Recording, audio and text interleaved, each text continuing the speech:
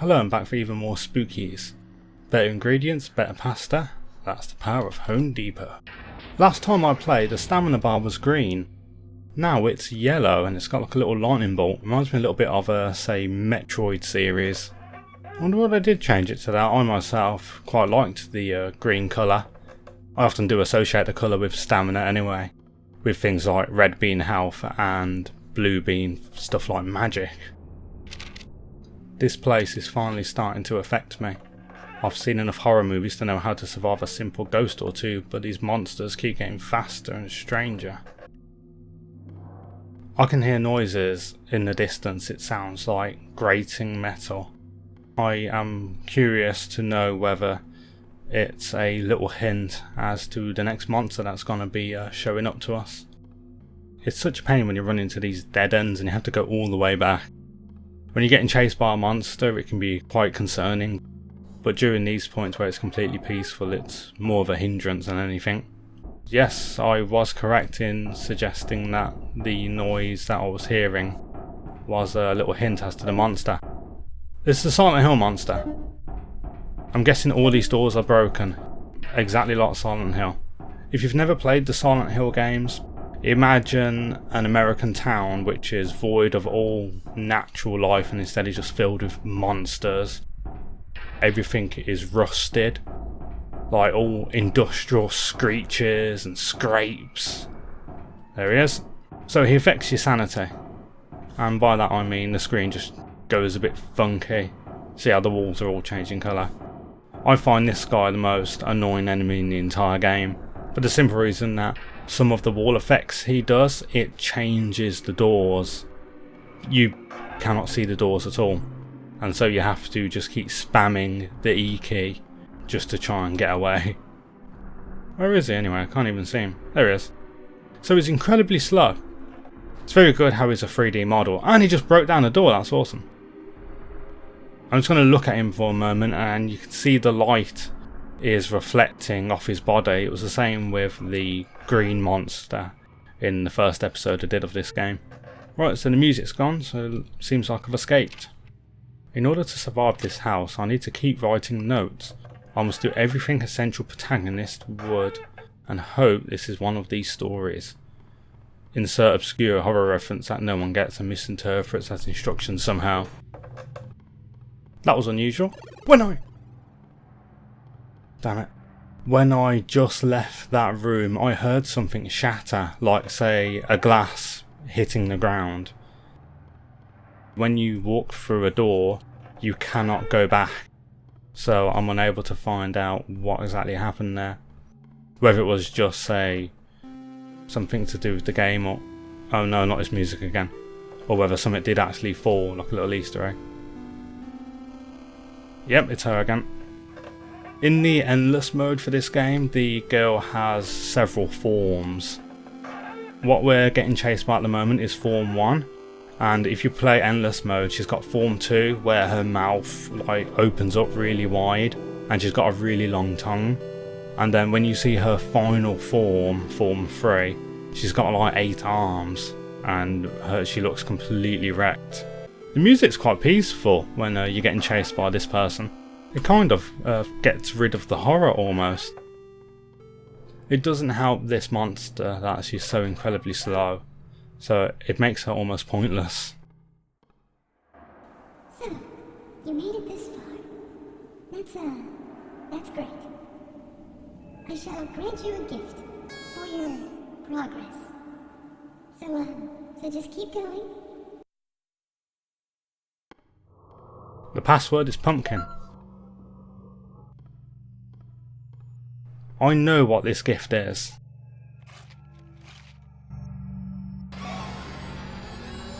It's cardboard cutouts. Although she looks very cute, Spooky is the main villain of this game. She's constantly trying to kill you.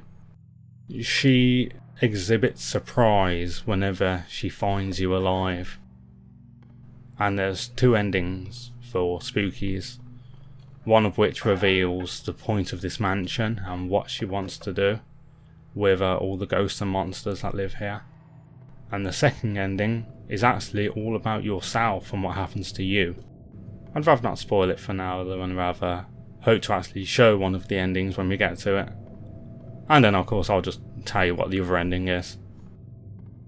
If you do want to see them for yourself, just on YouTube, spookies, jump scare endings, and you'll see them. I think there's only 2. Oh, there's a note here. Well, I still haven't died, so it appears I may be the protagonist, but I'm not entirely sure.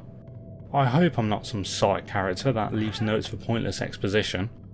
Also, I found a strange computer that gave descriptions of the monsters, and it seems likely that they are called effective based on how many people they kill.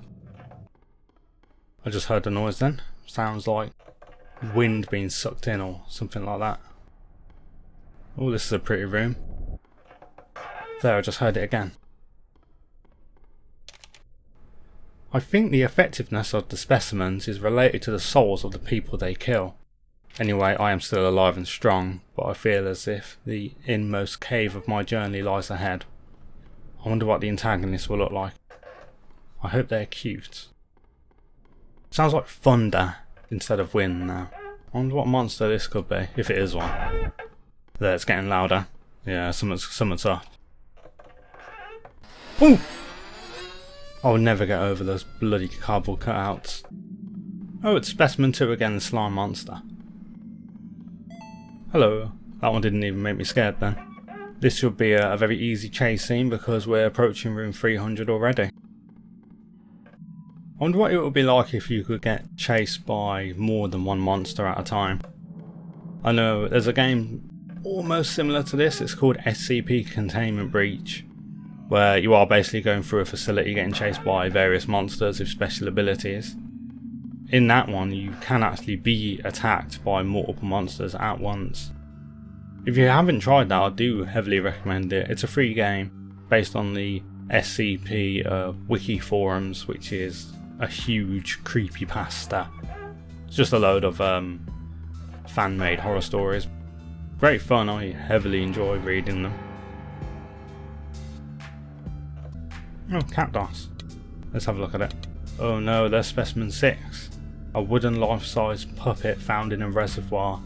Here we are, Specimen 5. Current method of killing is unknown. But it's got a giant knife. Oh, we can see Specimen 7 now. What's this? Ah, this is the wall. So, Specimen 7 is literally the walls of the mansion, but it's like a monster that lives on the walls. It's weird. I'll tell you what it is when we come to it. If I remember correctly, it's just a chase scene where you have to be careful what walls you go near, otherwise it will do you in. The axe. Chop till you drop. Sadly we won't get the axe for a while. Shame, because then I can show you what happens when you chop up the cardboard cutouts. The axe is also directly related to what sort of ending you get in this. If you attack a lot of the monsters or a lot of the cardboard cutouts, then it increases like a kill meter. Every cutout you kill raises it by 1. Every deer monster you attack, yeah, there's these deers and they have big sharp teeth and you can kill them, that raises it by 5, you know, stuff like that. And if it reaches something like 200, then you get a different ending. I just realised I've never had a mentor figure, trial or leaving home scene. That means his story isn't following the archetypes to make me a traditional hero, which means I can be killed off. Well, it was nice for a little while at least. I think the next specimen we're due to meet is the puppet. The puppet is a weeping angel from Doctor Who, or SCP-173 from the SCP forums. You have to always look at him, and if you don't look at him, he moves really fast and kills you. One day a strange merchant came to town. He sold handmade puppets and trinkets, and all the children loved his store and his gifts. But the town could not support his store because the other shops were failing. The other shopkeepers became jealous, so one night some of the townspeople took his puppets and threw them into the river. But just afterwards he came running to the river crying and wailing that his children were being drowned. He dove into the river trying to save his possessions. The town people, bitter and still angry, watched him thrash and dive into the river, until he never came back to the surface of the water. Although not what they wanted, the shopkeepers were satisfied. Years later, the children of the town began to go missing, and as more and more children disappeared, people began to find more and more puppets in the forest and around the river. These puppets seem to look almost like the missing children sometimes. This story I've been reading to you is the backstory of the puppet man we're now fighting against. His soul is inhabiting this doll, and he now seeks to kill us via taking out our eyes. In the death scream for him, he pricks your eyes out with a big needle. Here he is, Puppet Man. Fortunately, like in the game SCP Containment Breach, you can open doors while you're not looking at them, which makes sense when you're fighting against a monster you have to keep looking at. His face went all angry then, and then he teleported. In the original game when it first came out, this puppet dude was super overpowered. What would happen was he would spawn right on top of you the instant you entered the room. This meant he would attack you instantly. And so if you went for a room at low health, then it was game over straight away. We've beaten him for now. That's the end of Mr. Puppet Man. At least for the time being, anyway. Oh, hello Mr. Pumpkin. He only startled me a tiny bit. Sometimes the cardboard dudes get you really badly, or at least they get me really badly. Other times it's not an issue at all. Just depends how tense you are, I guess. So if you're getting jump scares thrown at you every 5 seconds, then you get used to it and it's not scary anymore. Whereas if it's like a slow burn, you're constantly panicked that things are happening but never actually do. It gets a lot more scary when they do finally happen. The worst one for me is when you're waiting for a jump scare to happen and it doesn't actually occur, because you're constantly waiting for it to go on, and so your imagination is a lot worse than the final true result when you do finally get scared. That's such an awesome effect when they break through the doors. What the? There's a bed here. Who the hell sleeps here? Such an awkward place. I mean, there's not even any bathrooms in this mansion. Oh, actually, I tell a lot there is. The restaurant, I believe, has some. Also, the Karamori Hospital has urinals and various other toilets. I'm surprised he's still chasing me. Oh wow, that dude's got swagger. I'm around room 350 at the moment, and these monsters have been super easy. I don't think a single one has given me any trouble at all. I can hear very strange rumbling noises. It's very spooky. When I saw that sign, "You are here," I thought that jump scare monster was going to show up. Oh, and maybe he still is. This is a very interesting room. I remember this one. So these pictures, I think they're like Kickstarter backers or they're YouTubers. Day 2, food supply depleted, water supply at 30%, mental health deteriorating, leaving notes behind to help others and mark where I've been.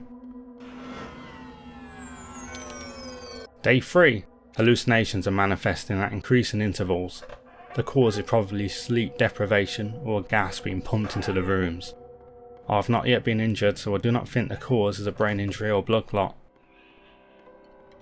Mr. Puppet Man again. It's come to give us hassle for the final 25 rooms until we finally reach number 400. Oh! I thought I pressed the open door button then, that wasn't good. Your health recovers so much faster now. In the original base game it went up incredibly slowly, it was quite annoying. Oh, he teleported behind me then, that wasn't good. Oh! I'm just waiting for now. Just getting my health up a bit. I didn't want him to kill me the instant I went into another room. Oh my gosh.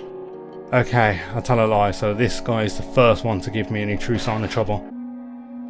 Just teleported. There we are.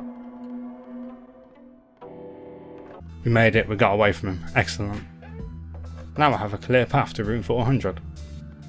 I've noticed when I am editing these videos, a huge majority of my time is just me talking through these empty rooms which don't have any sort of threat or monsters in them, with the only variation being the cardboard cutout guys, or of course when the true monsters finally show themselves. I think to make this game better, instead of having these rooms which you're just walking through and there's nothing going on, instead have a few more puzzle rooms. Day 4, I'm starting to lose track of time. The battery on my phone became very low, so I delegated to save it in case I find an exit. Here we are, room 400. When we come back to Spookies, I hope to show you room 400 to 600, then to 800, then to 1000. It does seem that I'm managing 200 rooms every single run. I'll see you in part 3.